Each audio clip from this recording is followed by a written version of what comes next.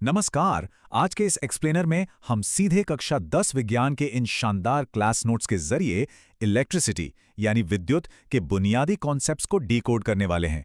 आइए समझते हैं कि आखिर ये विद्युत ऊर्जा काम कैसे करती है और इसे कैसे कंट्रोल किया जाता है।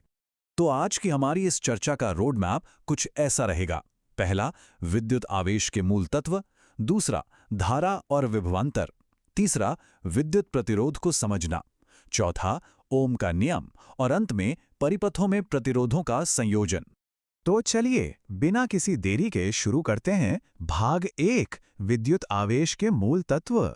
सबसे पहले ये समझना जरूरी है कि एकदम बेसिक लेवल पर आवेश यानी Q आखिर है क्या। असल में ये किसी भी पदार्थ का वो बुनियादी भौतिक गुण है जो उसमें इलेक्ट्रिकल और मैग्नेटिक इफेक्ट पैदा करता है, और इसे मापने की जो स्टैंडर्ड यूनिट है उसे हम कूलॉम कहते हैं। अब यहां प्रकृति का एक बहुत ही शानदार बैलेंस देखने को मिलता है। धनात्मक यानी पॉजिटिव आवेश का सीधा सा मतलब है इलेक्ट्रॉनों की कमी, और ऋणात्मक यानी नेगेटिव आवेश का मतलब है इलेक्ट्रॉनों की अधिकता। और बेसिक रूल तो हम सबको पता ही है, समान आवेश एक दूसरे को दूर धकेलते हैं जबकि विपरीत आवेश एक दूसरे को अपनी तरफ खींचते हैं। गणित के नजरिए से देखें तो कुल आवेश निकालने का एक बहुत ही सिंपल फॉर्मूला है, Q = NE। मतलब कुल आवेश बराबर है मौजूद इलेक्ट्रॉनों की संख्या और एक इलेक्ट्रॉन के बेसिक चार्ज के गुणनफल के। बढ़ते हैं भाग 2 की तरफ, धारा और विभवांतर। अब तक हमने रुके हुए आवेश की बात की, लेकिन जब ये आवेश चलना शुरू करते हैं ना, तब बनती है विद्युत धारा, जिसे हम I से लिखते हैं। आसान भाषा में समय के साथ आवेश के बहने की दर ही धारा है। फॉर्मूला है I = Q/T, और इसे हम एम्पियर में मापते हैं। चलिए इसे एक प्रैक्टिकल उदाहरण से समझते हैं। मान लीजिए एक बल्ब के फिलामेंट में 10 मिनट तक 0.5 एम्पियर की करंट बह रही है। अब यहां कुल आवेश निकालने के लिए सबसे पहला और जरूरी कदम है इन मिनटों को सेकंड्स में बदलना। और कैलकुलेशन बहुत ही सीधी है। जब 0.5 एम्पियर को 600 सेकंड से गुणा किया जाता है तो हमें मिलता है 300 कूलॉम, यानी उस पूरे सिस्टम से ठीक 300 कूलॉम का चार्ज बह रहा है। अच्छा, अब सवाल उठता है कि इन आवेशों को चलाता कौन है। यही एंट्री होती है विद्युत विभवांतर की। अगर करंट बहाव है तो विभवांतर वो धक्का है जो उसे चलाता है। टेक्निकली एक यूनिट चार्ज को एक पॉइंट से दूसरे पॉइंट तक ले जाने में जो काम करना पड़ता है वही विभवांतर है, और इसे हम वोल्ट में मापते हैं। अब आते हैं भाग 3 पर, विद्युत प्रतिरोध को समझना। देखिए, हर रास्ते में कुछ रुकावटें तो होती ही हैं। विद्युत की दुनिया में इस रुकावट को प्रतिरोध यानी आर कहते हैं। ये किसी भी कंडक्टर का वो नेचुरल गुण है जो उसके अंदर करंट के बहने का विरोध करता है। एक तरह से ये इलेक्ट्रिसिटी का फ्रिक्शन है। और सबसे खास बात, ये प्रतिरोध हवा में नहीं बनता। इसके पक्के नियम हैं। अगर तार लंबा होगा तो प्रतिरोध बढ़ेगा, लेकिन अगर तार मोटा होगा यानी क्रॉस सेक्शनल एरिया ज्यादा होगा तो प्रतिरोध कम हो जाएगा। और हाँ, ये तार किस मटेरियल से बना है इस पर भी बहुत डिपेंड करता है। और इन्हीं नियमों से विशिष्ट प्रतिरोध या रेजिस्टिविटी का कॉन्सेप्ट निकल कर आता है।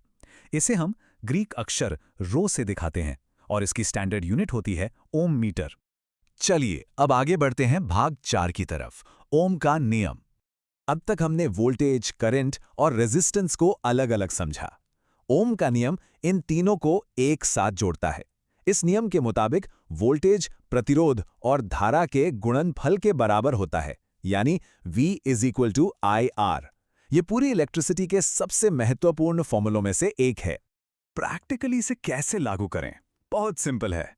बस ये सुनिश्चित करना है कि तापमान जैसी भौतिक अवस्थाएं स्थिर रहें। इसके बाद अगर वोल्टेज बढ़ाया जाए तो करंट भी बिल्कुल उसी अनुपात में बढ़ेगा, यानी दोनों एक दूसरे के डायरेक्टली प्रोपोर्शनल होते हैं।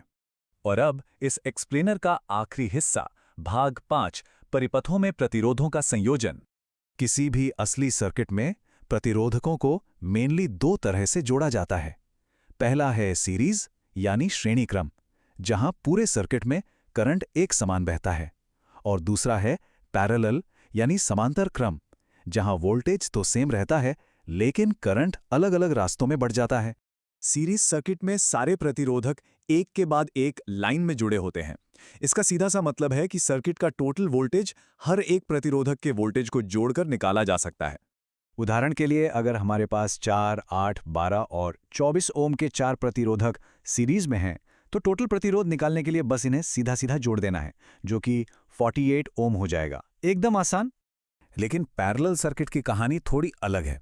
यहाँ प्रतिरोधक दो कॉमन पॉइंट्स के बीच जुड़े होते हैं, जिसकी वजह से जो टोटल करंट है वो अलग अलग रास्तों में डिवाइड हो जाता है। चूंकि यहाँ करंट बंट रहा है, इसलिए टोटल रेजिस्टेंस निकालने का तरीका भी बदल जाता है। यहाँ फॉर्मूला यह साबित करता है कि टोटल प्रतिरोध का उल्टा अलग अलग प्रतिरोधों के उल्टे के योग के बराबर होता है। तो इन छोटे छोटे इलेक्ट्रॉन से लेकर बड़े बड़े सर्किट तक के बुनियादी कॉन्सेप्ट्स को डिकोड करने के बाद एक बहुत ही दिलचस्प सवाल सामने आता है। ये जो बेसिक हस्तलिखित फॉर्मूले हमने आज देखे, बिल्कुल यही सेम नियम आज की आधुनिक दुनिया को रोशन करने वाले विशाल और जटिल पावर ग्रिड्स को कैसे कंट्रोल करते हैं। सोचिएगा जरूर, विज्ञान की यही तो खूबसूरती है। आज के इस एक्सप्लेनर में हमारे साथ जुड़ने के लिए बहुत बहुत धन्यवाद।